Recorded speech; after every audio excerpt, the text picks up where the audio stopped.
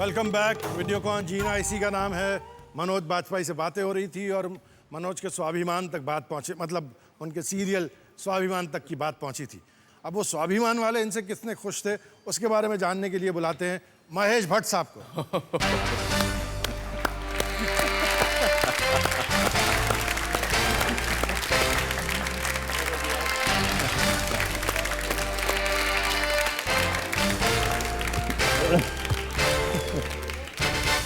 आदाब सर, आपको इंट्रोड्यूस करने में वक्त ज़ाया नहीं करूँगा। आइए सर। मुझे बैठना पड़ेगा। अरे बैठिए, खड़े रहिए। मुझे इनकी कामयाबी की जो चमक है इनके चेहरे पर नजर आ रही है।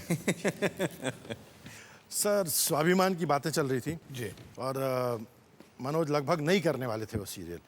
मुड़ के वापस आ गए थे। फिर उनके दोस्त ने कहा कि भाई क्या कर रहे हो।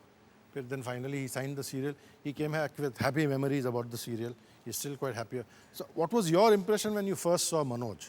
मैंने मनोज को पहले मर्तबा अपने एडिटिंग रूम में देखा।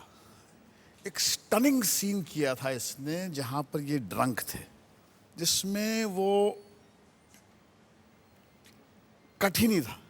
And he just went on and on and on. और उसकी बॉडी लैंग्वेज, उसका अंदाज बयां was so refreshing that I was mesmerized. तो मैंने कहा ये लड़का जो है ये है कौन।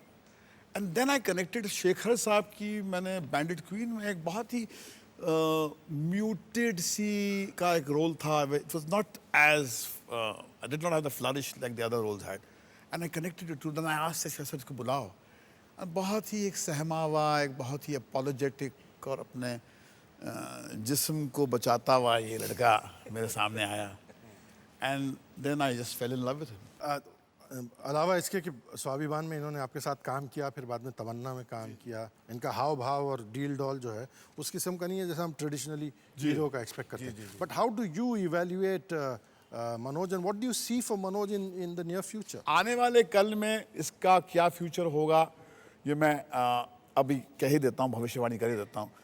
मुझे लगता है कि दौर वक्त बदल रहा है, वक्त में करवट it has taken a turn. And the दुनिया में बहुत सारे, अब हमारी फिल्म इंडस्ट्री में बहुत सारे यंग फिल्म मेकर्स हैं जिसके लिए Manoj is a kind of N icon. जो मनोज की ज़ील को मैच करते हैं, जो मनोज के विजन से उनका का सिंक्रोनाइजेशन है। एंड एक पीढ़ी जो इसको रेजिस्ट करती थी, that is on a decline. बस ये क्रीज पर टिके रहें and he just keeps on making even his singles.